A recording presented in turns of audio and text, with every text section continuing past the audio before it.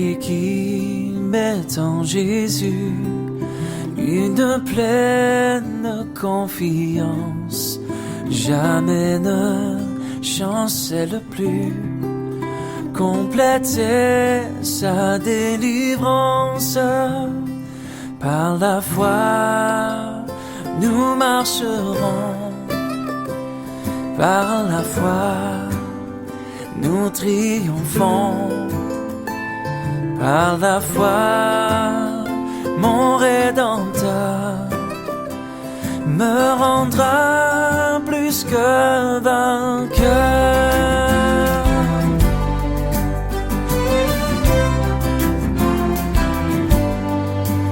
Dans les jours d'adversité, quand tu sens gronder l'orage, regarde en sécurité, attristé, reprends courage.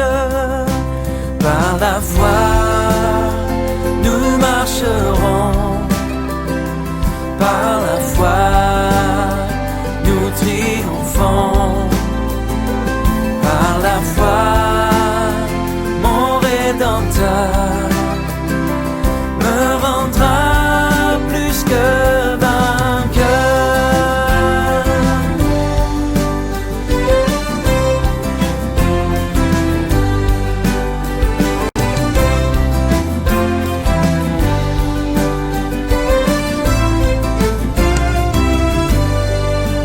Par la foi, je marcherai en comptant sur ses promesses.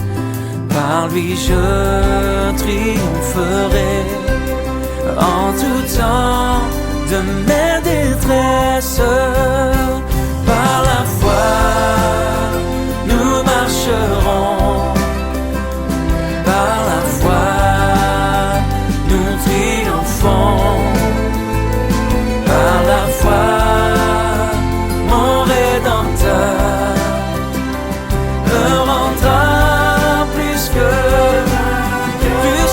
vainqueur. Par la foi, nous marcherons. Par la foi. Bonsoir à tous, heureux de se retrouver, j'espère que vous allez bien. On va encore ce soir partager ensemble la parole de Dieu avec ce titre « Ne lâchons rien, mais persévérons jusqu'au bout ». À l'exemple de cet ourson avec sa mère dans cette vidéo d'introduction, on a là vraiment une belle leçon. Vous savez, Jésus s'est souvent servi de la nature pour illustrer des vérités. Et là aussi, dans cette vidéo qui a été filmée en Sibérie, on a une belle leçon à en tirer. Cet ourson qui veut suivre sa mère sur le versant d'une montagne et qui va à plusieurs reprises glisser, et glisser très bas, mais loin de se décourager, il va à chaque fois remonter la pente et escalader à nouveau. Et au bout d'un certain temps, de quelques minutes d'effort, de suspense, il va finir par rejoindre sa mère et tous les deux vont poursuivre leur route. Mais avec cet ourson, on a vraiment une belle leçon de persévérance et on peut s'en inspirer parce que notre marche avec le Seigneur, on doit vraiment faire preuve de persévérance. C'est ce que nous dit l'auteur de l'Épître aux Hébreux, au chapitre 10 et au verset 36, « Car vous avez besoin de persévérance, afin qu'après avoir accompli la volonté de Dieu, vous obteniez ce qui vous est promis. » L'auteur de l'Épître aux Hébreux nous fait comprendre que pour obtenir les promesses de Dieu, nous avons besoin de faire preuve de persévérance. Et la persévérance est synonyme d'endurance, de détermination, d'obstination, d'insistance. Et c'est vraiment une qualité essentielle dans notre marche avec le Seigneur. Notre salut, d'ailleurs, en dépend, puisque Jésus nous dit dans l'Évangile selon Luc, chapitre 21, verset 19, « Par votre persévérance, vous sauverez vos âmes. » On reçoit le salut, oui, à la conversion, mais ensuite, il faut demeurer dans ce salut. Il faut travailler à son salut. Il ne s'agit pas de faire simplement un petit bout de chemin avec Jésus. C'est bien si on a cru en lui, si on a obéi en se faisant baptiser, mais il faut ensuite aller jusqu'au bout. Et c'est la raison pour laquelle on a besoin de persévérance. La vie chrétienne, elle s'inscrit dans la durée. Et les premiers disciples l'ont bien compris, ceux qui au jour de la Pentecôte, après avoir reçu la parole de Dieu favorablement, qui se sont fait baptiser, se sont pas dit ensuite ah c'est bon, on est engagé avec le Seigneur, on est sauvé, on n'a plus qu'à attendre maintenant le retour de Jésus. Mais aussitôt, ils ont compris qu'il fallait qu'ils fassent preuve de persévérance. Et au chapitre 1er des Actes des Apôtres, verset 42, il est dit qu'ils persévéraient dans l'enseignement des apôtres, c'est-à-dire dans l'enseignement de la parole de Dieu. Ils approfondissaient leur connaissance de la parole afin d'être solidement fondés sur la saine doctrine. Vous savez, quand on a lu la Bible en entier, eh bien, il faut continuer de la lire et de la relire encore, et de la méditer, et de s'en imprégner quotidiennement. Il faut être persévérant si on veut connaître ce Dieu vivant et vrai, et découvrir sa volonté à notre égard. Et deuxièmement, les premiers disciples persévéraient dans la communion fraternelle. Ce n'était pas chacun de leur côté, mais ils avaient compris que ce qui fait la force de l'Église, c'est d'être ensemble. L'ennemi de nos âmes le sait bien, et c'est pourquoi il cherche par tous les moyens à éloigner les croyants, à prendre du recul par rapport à l'Église. Et souvent c'est subtil, on supprime une réunion, et puis une autre, et puis encore une autre, et puis on prend l'habitude de ne plus venir, et à un moment donné, on n'a plus de vie d'église. Et malheureusement, combien de croyants qui sont tombés dans ce piège-là, et c'est pourquoi on a besoin de persévérance dans la communion fraternelle, de s'efforcer régulièrement à se retrouver avec ses frères et sœurs en Christ, même si c'est vrai, le contexte dans lequel nous sommes à l'heure actuelle n'est pas facile, mais justement, c'est là où on a besoin de faire preuve de persévérance. Il persévérait également dans la fraction du pain, c'est-à-dire la Sainte Seine. Et c'est vrai que c'est un puissant moyen pour unir les croyants entre eux, le fait de se retrouver devant la table du Seigneur, mangeant un même pain, buvant une même coupe, offrant tous ensemble nos actions de grâce, notre adoration. Mais oui, ça renforce non seulement notre communion avec le Seigneur, mais également nos liens les uns avec les autres. Et nous aurions bien tort de nous en priver. Et puis les premiers disciples persévéraient également dans les prières. Et des fois, on parle de certains chrétiens en disant « mais c'est un homme, c'est une femme de prière ». Comme s'il y avait des spécialistes dans ce domaine. Mais en réalité, nous sommes tous appelés, en tant que croyants nés de nouveau, à être des hommes, des femmes de prière, et à le faire avec persévérance. Et il y a de nombreuses exhortations qui vont dans ce sens. Colossiens chapitre 4 verset 2, il est dit « persévérer dans la prière ». Première épître aux Thessaloniciens, chapitre 5, verset 17, « Priez sans cesse ».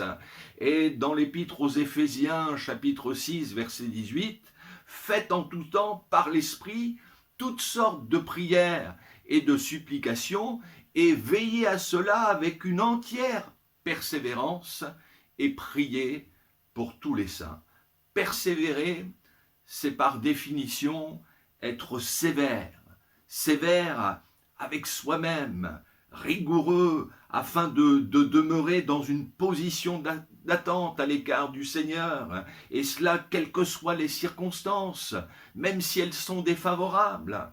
On a d'ailleurs cette parabole que Jésus nous a laissée de la veuve et du juge inique dans le chapitre 18 de l'Évangile selon Luc, qui est un encouragement non seulement à prier, mais à le faire avec persévérance, puisqu'il a donné cette parabole pour montrer qu'il faut toujours prier et ne point se relâcher. Et si Jésus nous parle ainsi, c'est parce qu'il sait très bien que par nature, nous avons tendance à nous relâcher facilement, et notamment dans le domaine de la prière. On est dans une société, une génération où on ne veut plus attendre. On perd de plus en plus la notion de l'effort. On veut tout de suite, aussitôt. Des fois, on est aussi influencé dans le domaine de la prière. On voudrait que les choses aillent vite.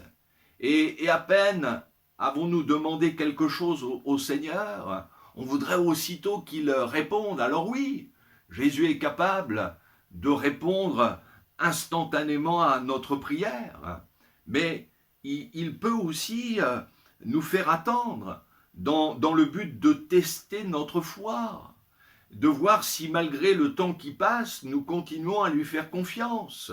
Et disons-nous bien que ce n'est pas parce que les jours, les mois, voire même les années passent, que pour autant le Seigneur ne va pas répondre, qu'il a prononcé un non définitif. Dieu travaille dans notre vie au travers du temps pour nous façonner, pour nous émonder, pour nous rendre semblables à l'image de son Fils et nous donner cette notion de l'effort, la persévérance. On peut se poser la question, demandons-nous s'il n'y a pas des prières qui sont restées sans réponse par manque de persévérance. Parfois, on a peut-être conclu hâtivement que ce n'était pas la peine d'insister, ou on a demandé mais sans conviction, sans réellement s'attendre à recevoir de sa part, et on a fini par se relâcher. On a vraiment besoin de faire preuve de persévérance dans le domaine de la prière.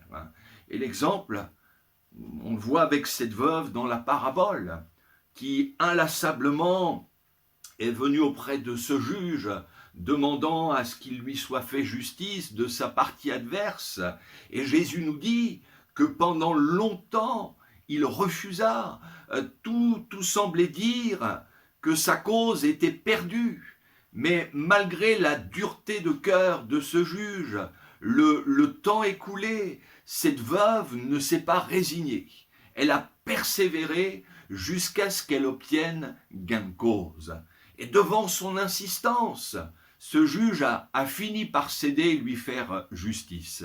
Et le Seigneur conclut cette parabole en nous faisant comprendre que si malgré la dureté de son cœur, ce juge a été capable de répondre à la demande de cette veuve, alors à combien plus forte raison Dieu fera-t-il justice à ses élus qui crient à lui jour et nuit, et tardera-t-il à leur égard, c'est-à-dire même s'il les fait attendre avant de se manifester, mais à un moment donné, il va intervenir. Et même son intervention peut être soudaine. Jésus dit, il leur fera promptement justice. Et ça doit nous encourager à persévérer d'autant plus dans la prière. Oui, nous avons besoin, comme le dit l'auteur de l'Épître aux Hébreux, de persévérance.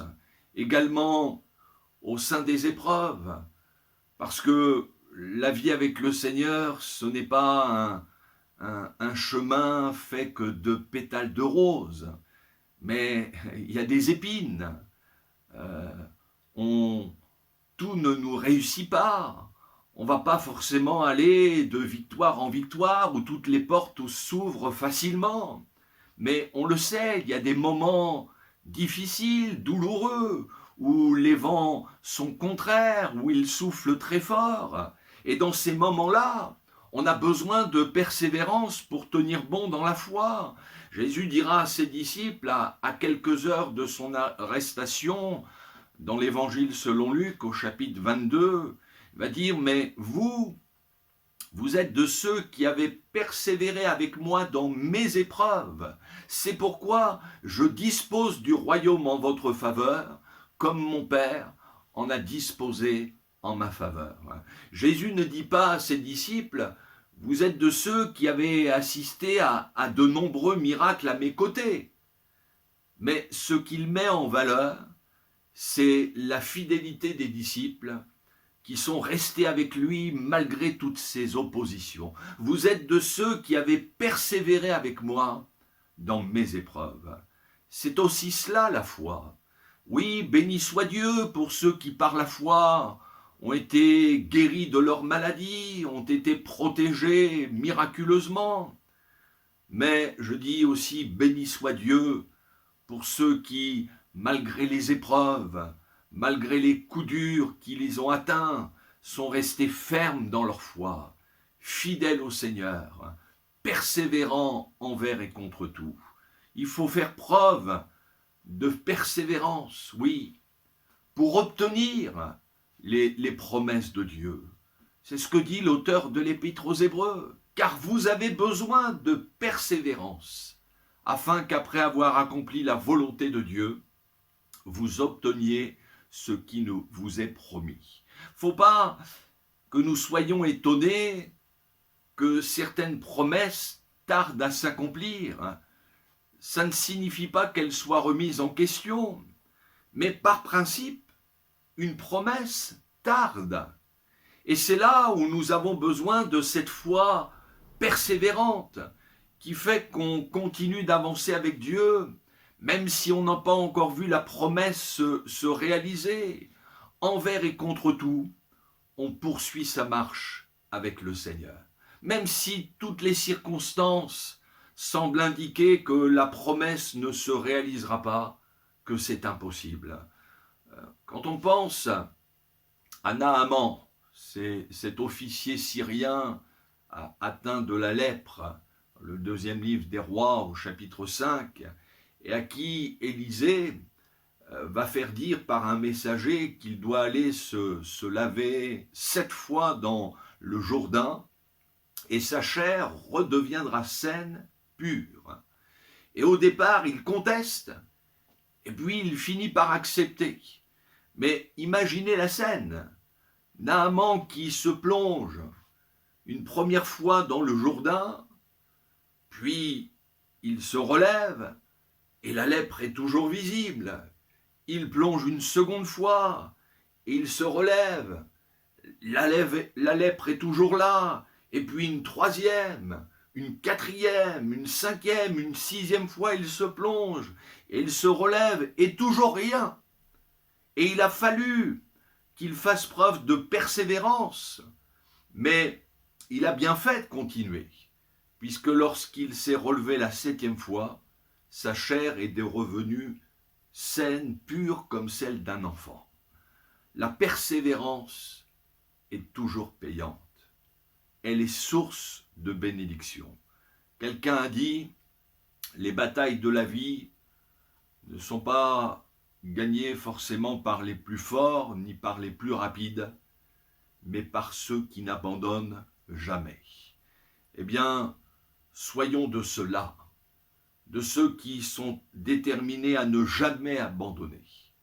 Même si le temps passe et qu'on est régulièrement confronté aux mêmes problèmes, même si l'exaucement tarde à venir et qu'on ne voit rien se faire, mon frère, ma sœur, mon ami, continue de persévérer, ne lâchons rien, continuons à avancer, à nous attendre au Seigneur.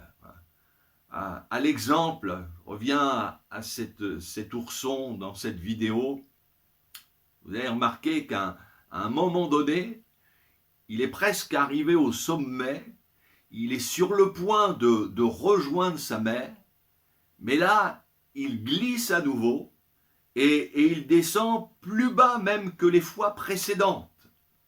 Mais là encore, il ne se décourage pas, il reprend son escalade jusqu'à ce qu'il parvienne à rejoindre sa mère.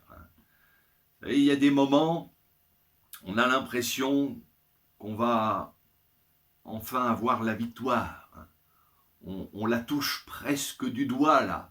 On est presque arrivé au sommet.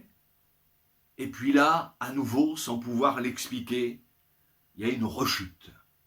Et parfois, on retombe encore plus bas. Ce soit par rapport à un péché, à une épreuve, à une maladie. Et bien, même là, même quand on est encore tombé plus bas, nous pouvons nous relever avec le secours du Seigneur. Même ce verset dans le livre des Proverbes au chapitre 24, verset 16, il est dit « 7 fois le juste tombe et il se relève ». Et on pourrait même ajouter qu'il se relève toujours. Vous savez, le chiffre 7 dans la parole de Dieu, c'est le chiffre de la perfection et même de l'achèvement. Il y a dans ce verset une notion de persévérance qui conduit à la victoire.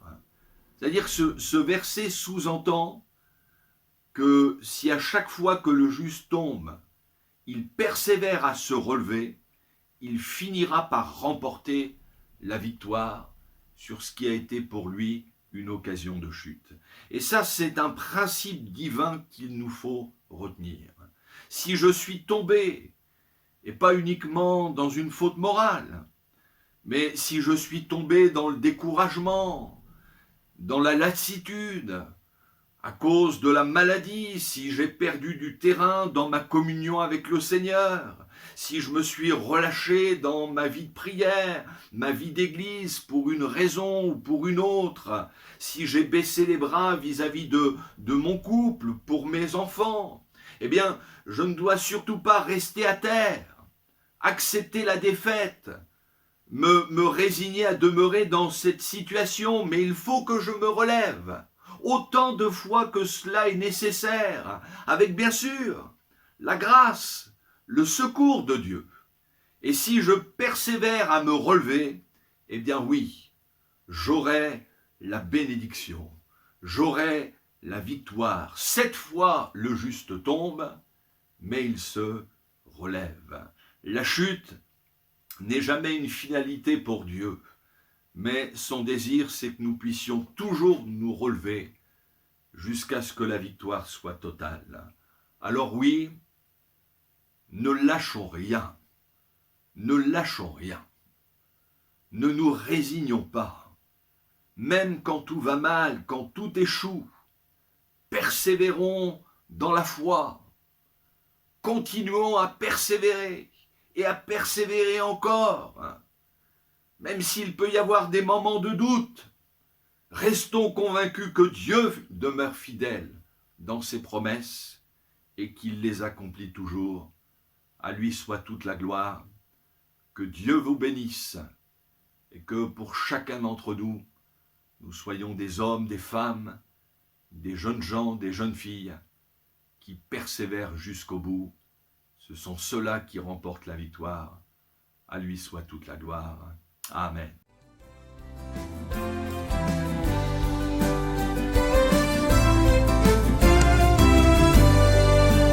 Par la foi, je marcherai en comptant sur ses promesses. Par lui, je triompherai en tout temps de mes détresses. Par la foi, nous marcherons. Par la foi, nous triomphons. Par la foi, mon Rédempteur me rendra plus que vainqueur. Par la foi, nous marcherons. Par la foi. Qui suis-je pour que le roi des cieux m'ouvre ses bras? perdu mais trouvé par sa grâce, son amour pour moi, son amour pour moi. Il m'a libéré, m'a été payé. Je suis enfant de Dieu, je suis à lui. Il m'a racheté à la croix grâce à son dard. J'étais esclave du péché, il m'a sauvé. Jésus m'a sauvé, il m'a libéré, m'a été payé. Je suis enfant de Dieu, je suis à lui. Et dans sa maison, j'ai trouvé ma place. Je suis enfant de Dieu, je suis à lui. Je suis choisi et affranchi. En toi je sais qui je suis. Tu es pour moi, pas contre moi. En toi je sais qui je suis. Je suis choisi et affranchi. En toi je sais qui je suis. Tu es pour moi, pas contre moi. En toi je sais qui je suis. En toi je sais qui je suis. Il m'a libéré, m'a été payé. Je suis enfant de Dieu, je suis à lui. Et dans sa maison, j'ai trouvé ma place. Je suis enfant de Dieu, je suis à lui. Et dans sa maison, j'ai trouvé ma place.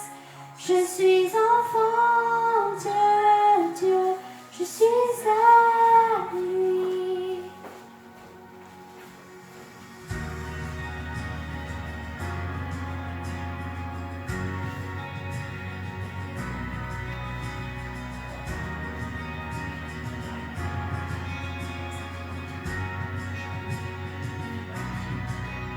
Je suis choisi et affranchi. En toi je sais qui je suis. Tu es pour moi, pas contre moi.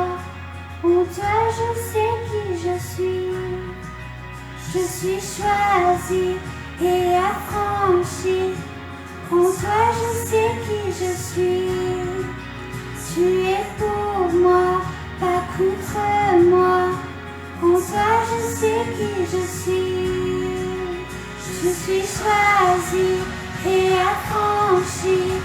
En toi je sais qui je suis. Tu es pour moi, pas contre moi. En toi je sais qui je suis. Je suis choisi et affranchi. En toi je sais qui je suis. Tu es pour moi, pas contre moi. En toi je sais qui je suis. En toi je sais qui je suis. En toi je sais qui je suis. Il m'a libéré, m'a été payé. Je suis enfant de Dieu, je suis à lui. Et dans sa maison, j'ai trouvé ma place. Je suis enfant de Dieu, je suis à lui. 「